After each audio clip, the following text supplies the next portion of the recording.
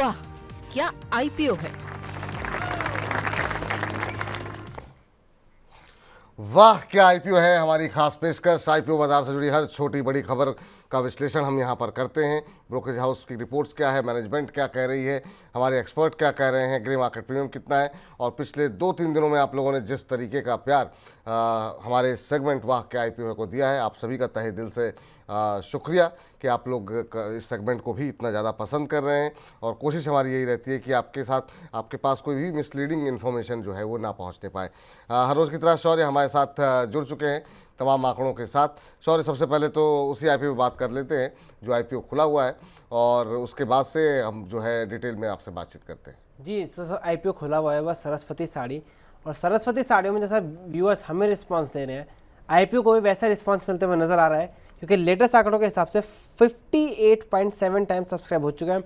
Retail का investment है 45 times, NII 246 time, और क्यूआईबी भी 11 गुना ज़्यादा बढ़ चुका है। और ग्रे मार्केट में बात करें तो ग्रे मार्केट में यहाँ पर धीरे धीरे प्रीमियम बढ़ता हुआ नजर आ रहा है। स्टार्टिंग में 12 रुपये का प्रीमियम चल रहा था, लेकिन अब 62% का प्रीमियम होता हुआ नजर आ रहा है यहाँ पे, जो पहले खाली 12% का था। यानी लगातार प्रीमियम बढ़ रहा है, सब्सक्रिप्शन के आंकड़े भी बढ़ते हुए नजर आ रहे हैं। अच्छा, चलिए, तो सरस्वती साड़ी को अच्छा रिस्पांस मिलता हुआ सर, आपकी सलाह क्या रहेगी? ये देखिए आंकड़े तमाम जो है स्वास्थ्य इन्वेस्टमार्ट को छोड़ दिया जाए तो वेंचुरा सिक्योरिटी, स्टॉक बॉक्स और SMIFS की तरफ से सब्सक्राइब करने की सलाह दी गई है। सर, इस पर क्या टिप्पणी होगी सर आपकी, सरस्वती साड़ी आईपीओ को लेकर के जो तमाम बातें फैलाई जा रही हैं? देखिए, B2B सेगमेंट में बिजनेस है कंपनी का। 900 से ज्यादा वीवर्स और सप्लायर्स अक्रॉस इंडिया से ये विमेन अपैरल सोर्स करते हैं, और लगभग प्रोडक्ट कैटलॉग में 3 लाख से ज्यादा प्रोडक्ट हैं। अगर आप कंपनी को देखें, फाइनेंशियल्स में अभी देख रहा था आपसे बात करते करते, तो पिछले करीब इनके पास 205 करोड़ रुपए के असेट हैं। 2 साल पहले 2022 में करीब वही 170 करोड़ हुआ करते थे। रेवेन्यू इनका करीब 550 करोड़ से बढ़ करके 2022 में 550 करोड़ था, इस साल बढ़ के 612 करोड़ के आसपास आ गया है। नेटवर्थ करीब 64 करोड़ की है, 43 करोड़ की बोरोइंग है। रिटर्न ऑन इक्विटी 58 करोड़ 58 का है। डेट टू इक्विटी 0.67 है। सर, मैं B2B बिजनेस को रिकमेंड नहीं करूंगा डिस्पाइट ऑफ वॉट एवर। देखिए, सीगल में भी एक बार डिस्कशन हुआ था। मैं सीगल में भी आपको बता दूं, अभी कुछ देर पहले किसी ने सवाल पूछा था सीगल को लेकर के, और उस दौरान भी देखिए मैंने बात बोला था कि इस तरह के बिजनेस में जो सीगल का बिजनेस है, इंफ्रास्ट्रक्चर कंस्ट्रक्शन का, रेलवेज, टनल्स, हाईवेज वगैरह, वहां पर जो जिस तरह का इनका डेट है, डेट टू इक्विटी 1.17 है। तो वो मैंने उस वक्त, अगर आप देखें तो करीब 1811 करोड़ की बोरोइंग है बुक्स के अंदर, जबकि असेट 2592 करोड़ के। देखिए, वहां मुझे मजा नहीं आया था, तो मैंने सीगल के लिए मना किया था, जबकि मैंने ओला इलेक्ट्रिक के लिए ओके बोकर बोला था कि अच्छा खासा एसेट है, और जो कैपिटल यूज हो रहा है वो कहीं ना कहीं लिवरेजिंग को कम करने के लिए हो रहा था। और ओला इलेक्ट्रिक, ओला का स्कूटर भी अच्छी सेलिंग में था, और लिथियम आयन बैटरी वगैरह में एक्सपेंशन कंपनी करना चाह रही है। दर्शकों को समझना पड़ेगा कि जहां पर B2B बिजनेसेस हैं, जहां पर अपनी मैन्युफैक्चरिंग यूनिट्स नहीं है, वहां पर रिस्क हो सकता है सर। ठीक, तो अभी क्या करना चाहिए सर? अवॉइड करें फिर? बिल्कुल अवॉइड कीजिए सर। अवॉइड करने की सलाह यहाँ पर निकल करके आती हुई, इसमें पैसे नहीं लगाने की सलाह आपको दी जा रही है। लेकिन आज जो है हमने देखा कि आज दो आईपीओ की लिस्टिंग हुई, और दोनों आईपीओ काफ़ी शानदार लिस्ट हुए। और यही वजह हो सकती है कि जब सेंटिमेंट सुधरता है ना, तो लोगों को लगा कि जो फोमो फैक्टर होता है कि यहाँ पर मिस आउट हो गया है, तो अब सरस्वती साड़ी को ही खरीदना है, तो वो भी एक कारण हो सकता है कि जिस तरीके से हम इस समय नंबर्स देख रहे हैं। लेकिन सबसे पहले जो है चलते हैं शौर्य के पास एक बार फिर से, और जानते हैं कि आज की जो लिस्टिंग रही वो काफ़ी शानदार रही। किस तरीके की लिस्टिंग देखने को मिली है? जी, आज तो लिस्टिंग नहीं हुई थी, लिस्टिंग कल हुई थी दो। जी, तो जी। कल में बहुत ज़्यादा अच्छी लिस्टिंग देखने को मिली थी। एक कंपनी में तो हमें यूनिकॉमर्स में 100% के ऊपर लिस्टिंग को देखने को मिले, तो शायद वही नतीजा है जो हमें अब आज जो आईपीओ खुला हुआ है सरस्वती साड़ी, उसमें भी नज़र आ रहा है। हाँ, बिल्कुल सही कह रहे हैं आप। और शायद जो है तमाम दर्शकों के सवालों के जवाब लेते लेते वो मेरे दिमाग से थोड़ी सी मिस हो गई। लेकिन एक क्षेत्र जो है जिस पर जो है हम लगातार चर्चा कर रहे हैं पिछले 2 दिनों से, और काफ़ी दर्शकों का प्रेम भी मिल रहा है, और वो है ओला इलेक्ट्रिक। लगातार 3 दिन की तेज़ी के बाद आज थोड़ी सी सुस्ती देखने को मिल रही है। क्या कुछ नंबर्स कह रहे हैं, कैसे दिखाई दे रहे हैं अभी? जिन नंबर से देख ले, जब ग्राफिक्स बनाए थे तब कहा था सुस्ती है, लेकिन अब वो दोबारा रिकवर होते हुए नजर आया है। ग्राफिक्स बनाते टाइम 3.5% गिरा हुआ था, लेकिन अभी 0.86% की तेजी नजर आ रही है। ओला के शेयर में भी 109 के आसपास ट्रेड करता हुआ नजर आ रहा है। कल भी हमने ऐसे ही ट्रेंड देखा था, पहले शेयर काफी हाई भी लगाया था, उसके बाद जो उसकी परसों की क्लोजिंग थी उसके आसपास बंद हुआ हल्का सा गिर के। आज हमें देखा शुरुआत से ही गिरता हुआ नजर आया था हमें, लेकिन अब रिसेंट टाइम में हमने देख रहे हैं कि शेयर में दोबारा से एक रिकवरी होते हुए नजर आ रही है। लेकिन अगर बाय और सेल क्वांटिटी की बात करें तो सेल क्वांटिटी बाय क्वांटिटी से ऑलमोस्ट डबल है, यानी भी सेल करने पर लोगों का ज़्यादा इंटरेस्ट नजर आ रहा है। सर ओला इलेक्ट्रिक को अगर आपने देखा हो कि जिस तरह की यहाँ पर हलचल देखने को मिली है, पहले सुस्त लिस्टिंग और उसके बाद से 20% का अपर सर्किट लगातार 2 दिन, कल भी तेजी रही और अब आज जो है आकर के वो जो है हम सुस्ती देख रहे हैं, आपकी सलाह क्या रहेगी? जी, तो मुझे याद पड़ता है लास्ट टाइम जब जिस दिन लिस्ट हुआ था उस दिन यही डिस्कस हुआ कि साहब जो डे लो है 75 रुपए का स्टॉप लॉस लगा लीजिए और खड़े हो जाइए। तो यही मुझे लगता है लास्ट टाइम भी डिस्कशन हुआ था और उस तरह का मूव वास्तव में एंटिसिपेट नहीं किया था। तो मुझे ऐसा लगता है कि अगर आप देखेंगे तो वो वही जोन था, 75-76 का ही लो था। विपुल जी, मुझे याद पड़ता है। तो देखिए, अगर आप कंपनी को देखेंगे ओवरऑल तो कहीं भी जहां कहीं भी आप लास्ट टाइम भी देखिए मैंने डिस्कस किया था कि 21 करोड़ से 2112 करोड़ रुपए का 2021 में असेट था, जो बढ़ के 7700 करोड़ रुपए हो गया था मार्च में। सर रेवेन्यू जो 106 करोड़ का था मार्च 21 में, वो बढ़ के 5253 करोड़ हो गया। आपको चाहिए क्या सर? लॉस में है कंपनी, बट आप ये भी देखिए कि जो बोरोइंग है करीब वो 2390 करोड़ रुपए की। तो कंपनी जो पैसा ले भी रही है, वो कंपनी का पैसे का यूटिलाइजेशन क्या है? कंपनी चाहती है कि साहब ऐसा कैपिटल एक्सपेंडिचर किया जाए, जो वो सेल मैन्युफैक्चरिंग के प्लांट है 5 गीगावाट्स का से 6.5 गीगावाट्स का, वो लगाना चाह रही है। और इसके बाद लिवरेजिंग को डिलिवरेज करना चाह रही है, डेट को खत्म करना चाह रही है। तो भाई साहब ऐसी कंपनी को तो पसंद ही करेंगे ना, भले लॉस मेकिंग आने वाले समय में प्रॉफिट होगा। आज लॉस मेकिंग है तभी तो शेयर प्राइस कम है, कल को प्रॉफिट आएगा तो मल्टीपैकर हो जाएगा सर।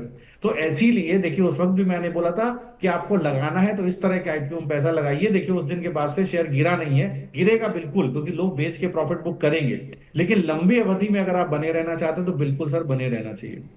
चलिए, तो लंबी अवधि में बने रहना चाहते हैं तो बिल्कुल बने रहना चाहिए आपको, ये आपके लिए जो है सलाह निकल करके आती हुई। और इस बीच जो है कुछ एक आईपीओस जो आने वाले हैं उसके बारे में भी शौर्य जो है कुछ जानकारी देना चाह रहे हैं, और बिल्कुल जो है हम आपको अलर्ट करते रहते हैं ताकि आपके पास पैसे बचे रहें, ताकि आप समय से जो है अपना निवेश जो है वो करते रहें। नए आईपीओस के बारे में बताइए, कौन कौन से आईपीओस आने वाले हैं? जी, अभी मेन बोर्ड पे तो एक आईपीओ आने वाला है ओरिएंट टेक्नोलॉजीज, वो आएगा 21 अगस्त को। लेकिन अभी एसएमई में 2 आईपीओ खुले हुए हैं जिसमें काफी अच्छा रिस्पांस देखने को मिल रहा है, उसको डिस्कस कर लेते हैं। पहला है पॉजिट्रॉन एनर्जी। पॉजिट्रॉन एनर्जी अभी 200 गुना सब्सक्राइब होता हुआ नजर आया है, और उसमें जिन्हें मार्केट में प्रीमियम पर नजर डालें 250 रुपए के प्राइस पे 200 रुपए का जीएमपीवी है, यानी 80% का ग्रे मार्केट में प्रीमियम। दूसरी कंपनी है सनलाइट रिसाइकलिंग। सनलाइट रिसाइकलिंग भी 121 गुना सब्सक्राइब हो चुकी है, और ग्रे मार्केट में नजर डालें यहाँ 47% का ग्रे मार्केट में प्रीमियम मिलता हुआ नजर आ रहा है, यानी इन दोनों कंपनियों में भी एसएमई क्षेत्र में अच्छा रिस्पॉन्स नजर आ रहा है।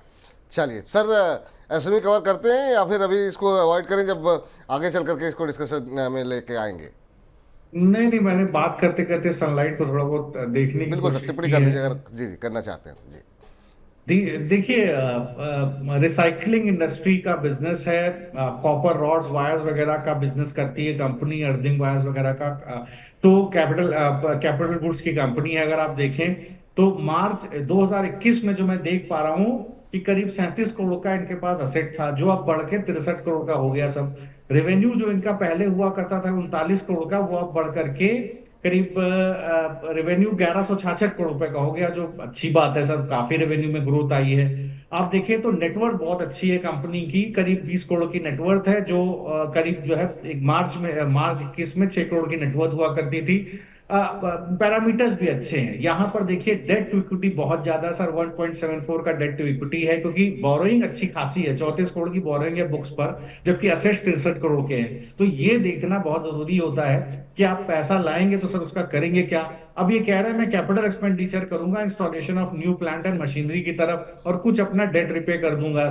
ठीक है, और बाकी जनरल कॉर्पोरेट पर्पजेस। तो ये एक अच्छी चीज है कि आप कैपिटल एक्सपेंडिचर, क्योंकि कैपिटल गुड्स की कंपनी कैपिटल एक्सपेंडिचर करेगी, तो मुझे लगता है कि थोड़ा सा ये ध्यान देना चाहिए कि चूंकि एसेट ग्रोथ अच्छी है और रेवेन्यू ग्रोथ बहुत बेहतरीन इनकी दिख रही है, इसलिए एक बार मुझे उस रेवेन्यू ग्रोथ को मैं 100 पॉइंट दूंगा और ये मान करके चलूंगा कि पैसा बोरोइंग को कम करने में लगाएं सर, और कैपिटल एक्सपेंडिचर बढ़ा लें, कैपेसिटी एक्सपेंशन कर लें, सो दैट डिमांड मीट हो पाए। तो रेड ग्रीन सिग्नल है सर, मुझे लगता है लिस्टिंग गेन यहाँ मिल सकता है।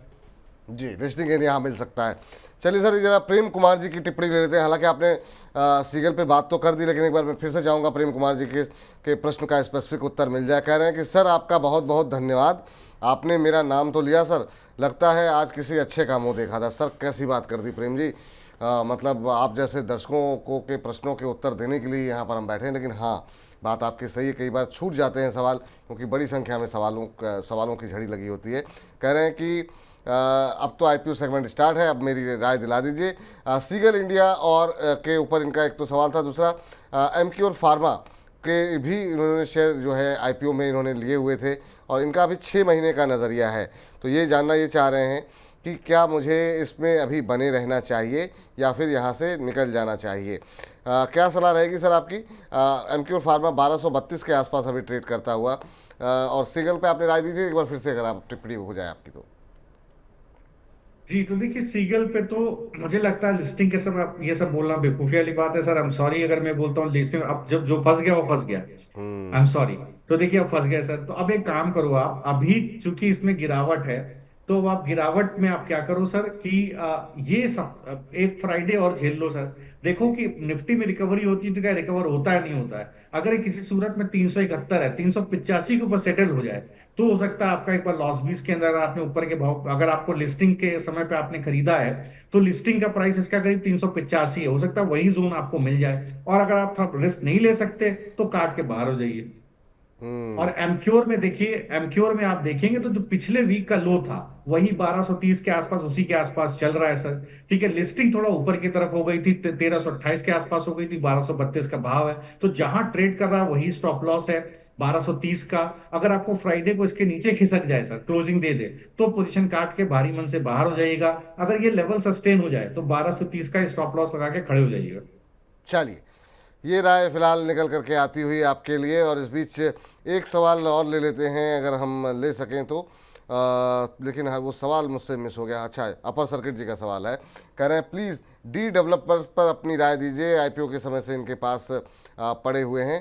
तो अभी जो है, अभी अगर हम देखें डी डेवलपमेंट इंजीनियर्स का पर 358 का भाव अभी देखने को मिल रहा है। और इस बीच ये भी बता दें आपको कि ये आया था जो आईपीओ, वो आया था करीब 418 करोड़ रुपए के आसपास का ये आईपीओ आया था।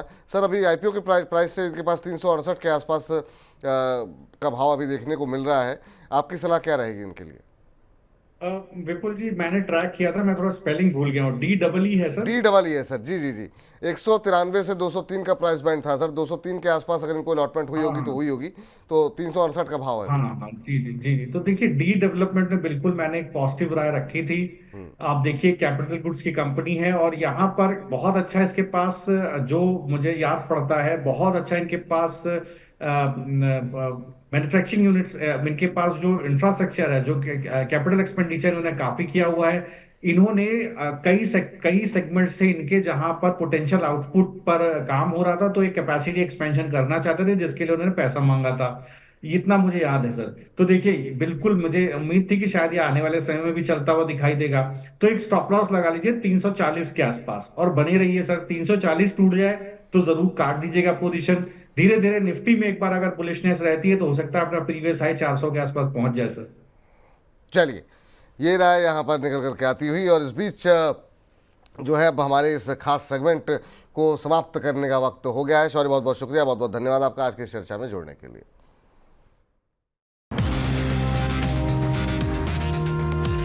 वाह, क्या आईपीओ है।